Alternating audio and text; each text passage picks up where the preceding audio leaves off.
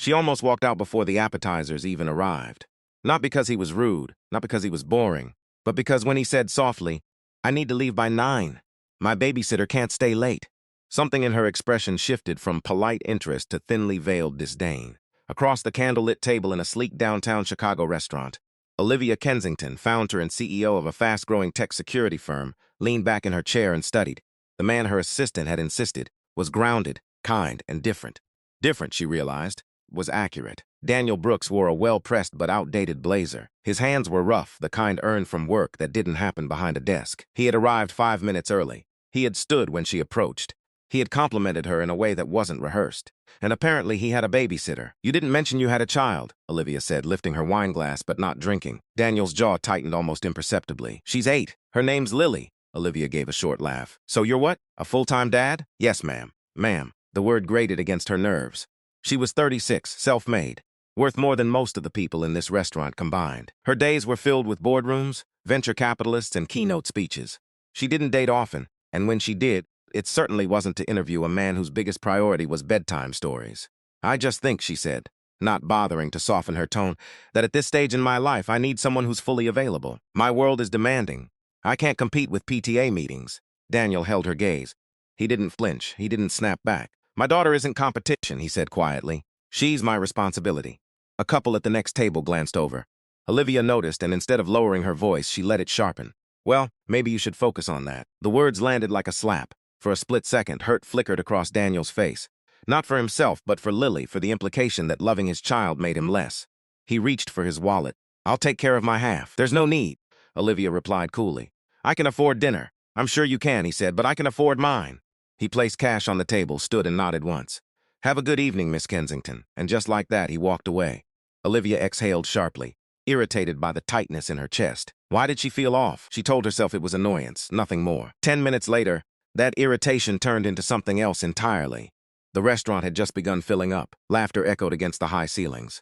A server set down Olivia's entree. She glanced at her phone, already drafting a mental note to tell her assistant never to set her up again. Then she heard the pop. It was subtle, almost like a champagne cork. Except it didn't come from a table. It came from near the bar. And then came the screaming. A flash of orange erupted upward, licking the polished wood shelves. A decorative pendant light had sparked. And within seconds, flames raced along the wall where rows of high-proof liquor bottles stood like kindling. Chaos exploded. Chairs scraped violently. Glass shattered. Someone knocked into Olivia's table as they bolted for the exit. Heat surged fast and fierce, fed by alcohol and panic. Olivia stood abruptly, heels catching on the rug. Smoke thickened, black and suffocating. The fire spread with terrifying speed. "Everyone out," someone yelled. But the main exit had bottlenecked. People pushed and shoved, fear overriding civility. Olivia tried to move, but a wave of bodies slammed into her. She stumbled, her ankle twisting sharply as she fell hard against the edge of a table. Pain shot up her leg. She tried to stand, she couldn't. The smoke grew heavier, her eyes burned. Coughing seized her lungs. This wasn't supposed to happen. Not to her, not like this.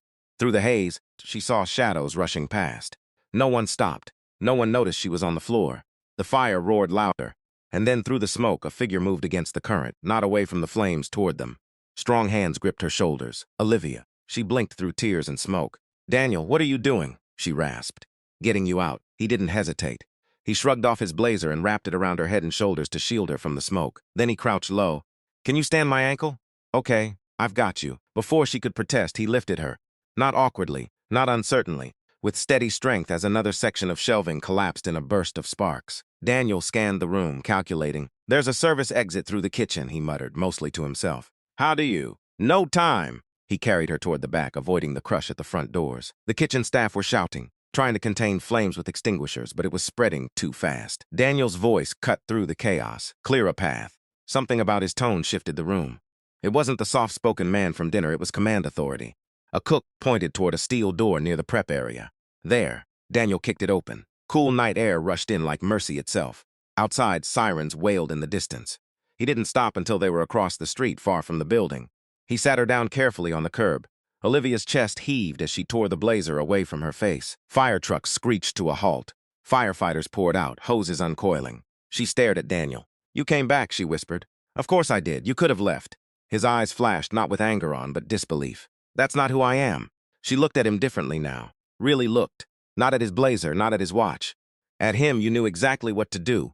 she said slowly, the kitchen exit. Staying low, the way you moved. Daniel hesitated. I was a firefighter, he admitted. 10 years, Chicago Fire Department. Her breath caught. Why did you leave? Lily's mom passed away 3 years ago. I needed something with steadier hours, fewer risks. He shrugged lightly. Hard to be a single parent if you're not around. The words hit her harder than the fall had. She had dismissed him because he chose his daughter, because he prioritized bedtime over boardrooms, because she assumed ambition only looked one way. Across the street, flames leapt from the restaurant windows. The reality sank in. If he hadn't come back, she swallowed hard. You saved my life. Daniel shook his head. Anyone would have done it, but she knew that wasn't true. Plenty of people had run past her. He had turned around. Paramedics approached, checking her ankle, offering oxygen. Through it all, Olivia's gaze never left him. I'm sorry, she said finally. He looked confused. For what? For tonight? For what I said? For thinking that being a father made you less? Her voice wavered.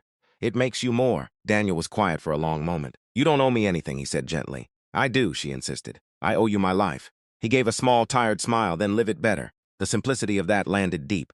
In the weeks that followed, Olivia couldn't shake the image of smoke, of fire, and of Daniel walking back into it. She did something she rarely did. She reached out. Not through her assistant, not through ego, directly. She asked if she could take him and Lily to dinner, somewhere casual, somewhere that didn't require reservations made weeks in advance. He hesitated, then agreed. The second dinner wasn't about status. It was at a neighborhood diner with sticky menus and the best pancakes in the city. Lily was shy at first, peeking at Olivia from behind her father's arm. You're the lady from the fire? She asked. Olivia nodded. My daddy's a hero, Lily declared matter-of-factly. Daniel chuckled softly. Lily, it's okay, Olivia said, smiling in a way that felt unfamiliar and genuine. He really is over milkshakes and fries. Something shifted. Olivia listened, truly listened, as Daniel talked about balancing work and parenthood, about missing shifts when Lily was sick, about the guilt of not always feeling enough in either world. She saw strength in it now. Courage, love, the kind that didn't show up on resumes.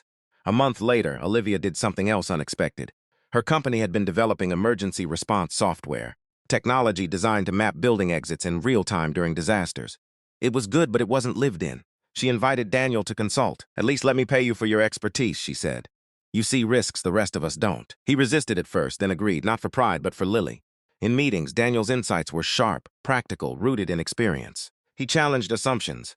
He asked questions no one else thought to ask. Olivia watched her executive team begin to respect him, not because she asked them to, but because he earned it. The software improved. It launched nationwide 6 months later. And at the press conference, when reporters asked what inspired the final breakthrough in the product's design, Olivia didn't talk about funding rounds or profit margins. She talked about a night filled with smoke, about a man who walked back into danger, about the kind of strength that doesn't demand applause. In the crowd, Daniel stood with Lily on his shoulders. He wasn't wearing a suit that day, just a simple button-down. But Olivia no longer measured worth by fabric or titles. After the event, as the crowd thinned, she approached him. You once told me to live better, she said.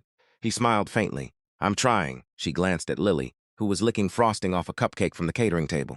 Would you, maybe? Olivia began carefully. Like to try dinner again sometime? No time limits. I've already cleared my schedule. Daniel studied her, searching for arrogance. He found none. Okay, he said.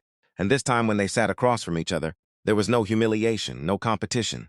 Just two people who understood that real power isn't about status. It's about showing up, even when it's hard, especially when it's hard. Because sometimes the person you underestimate is the one who saves your life. And sometimes the greatest success isn't building an empire. It's building a heart big enough to walk back into the